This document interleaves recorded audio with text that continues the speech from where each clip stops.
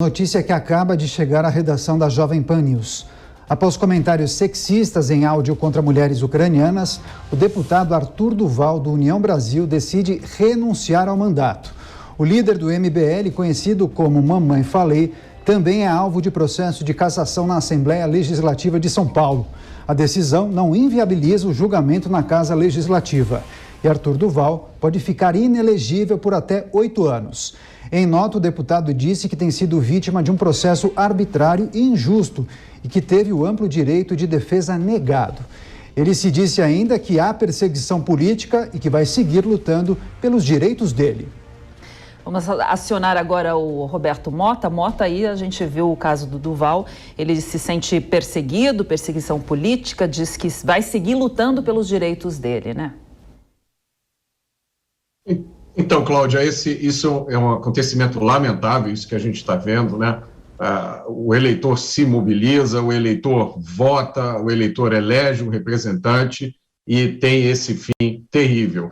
Nesse caso, eu acho que entraram aí em jogo 3 elementos que é importante a gente frisar. Primeiro, é uma confusão que acontece já também em vários outros casos, entre o papel de um representante eleito e uma figura, uma celebridade da internet, né? Um youtuber. Então, tem pessoas que tentam, ou querem, ou são ao mesmo tempo youtubers e parlamentares. E a confusão desses 2 papéis coloca, às vezes, a pessoa em situações muito difíceis.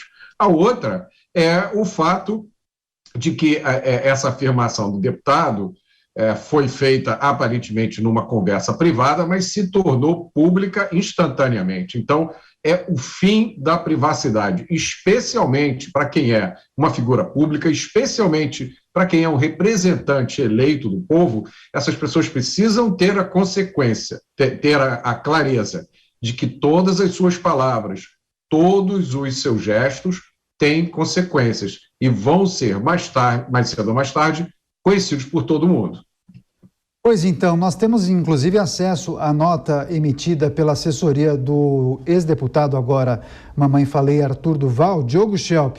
Quero destacar 2 parágrafos aqui, abre aspas, o que disse Arthur Duval. Sem o mandato, os deputados estaduais da Alesp agora serão obrigados a discutir apenas os meus direitos políticos e vai ficar claro que o que eles querem, na verdade, é me tirar das próximas eleições. E ele complementa, eu vou renunciar em respeito aos 500 mil paulistas que votaram em mim para que não vejam seus votos sendo subjugados pela Assembleia.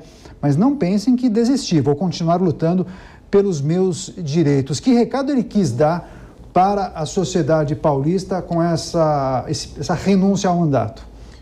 Pois é, Daniel, justamente ele quis dar o recado de que o processo de cassação dele é um processo político, mas antes de mais nada é um processo de vingança pelo fato dele ter feito muitos inimigos durante o período que exerceu o mandato de deputado estadual. Mamãe Falei, ele tinha aquela postura comum do MBL de antipolítica, de ser contra o sistema. Eu mesmo, quando o entrevistei, quando ele era candidato à prefeitura, ele falou sobre isso, de ser contra o sistema, e eu lembrei ele de como isso lembrava ali até um discurso quase ginasial, né, de ser contra o sistema, de ser contra tudo. Quando se está inserido na política, é preciso fazer política. E ele, de fato, enfrentava seus colegas e não era bem visto.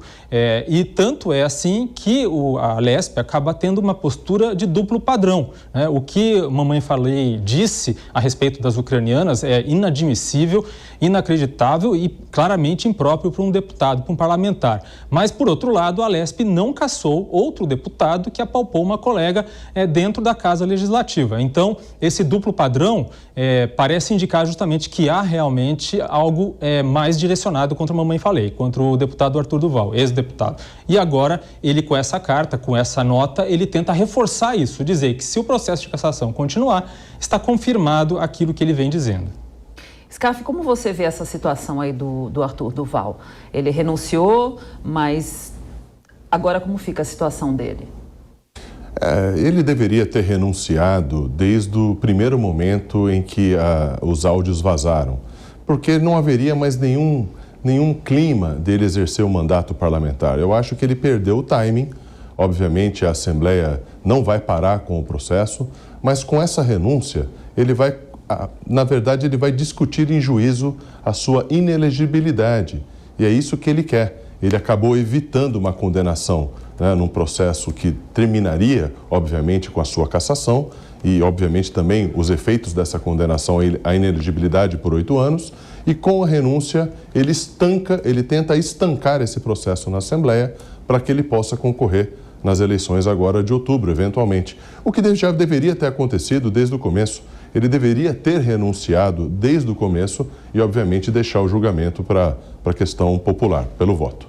Agora, Diogo Schelp, rapidamente eu gostaria de escutar a sua avaliação em relação ao futuro do deputado Mamãe Falei, Arthur Duval, agora ex-deputado, afinal renunciou ao mandato, mas ele sempre arrastava multidões nos seus vídeos na internet com o movimento Brasil Livre, se colocava como uma novidade na política. Me lembro que justamente ele tinha ambições grandes. Agora, esse fato, claro, acaba manchando a biografia desse jovem político. Que avaliação é possível fazer dos próximos passos, dos próximos capítulos de Arthur Duval? Há quem diga, nos bastidores, que a carreira política dele teria acabado com esse episódio. Dá para cravar que a carreira dele terminou aqui? Não dá, Daniel. Se fosse num país normal, num país com uma democracia bem estabelecida, com eleitores conscientes, Arthur Duval teria, sim, de fato, destruído a sua própria carreira. Mas como a gente vê até no episódio de Daniel Silveira, que tem chances de, inclusive, vencer outra eleição, se ele disputar esse ano, se ele pudesse disputar, os eleitores, muitas vezes, acabam gostando de certas atitudes, né? Então, infelizmente, isso, se ele for permitido disputar a eleição esse ano, eu não descartaria que ele conseguisse se eleger por um cargo como, novamente, um cargo na Assembleia Legislativa, por exemplo.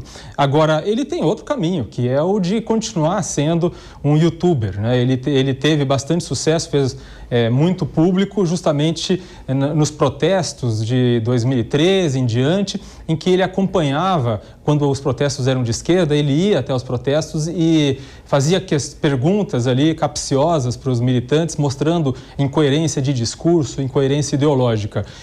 Mas, de fato, ele, se fosse num país sério, um país normal, ele teria destruído a própria carreira e não teria nenhuma chance de ser eleito. Agora, não se pode dizer isso da situação atual no Brasil, porque a gente vê muita gente, muitos políticos fazendo coisa muito errada e sendo reeleitos.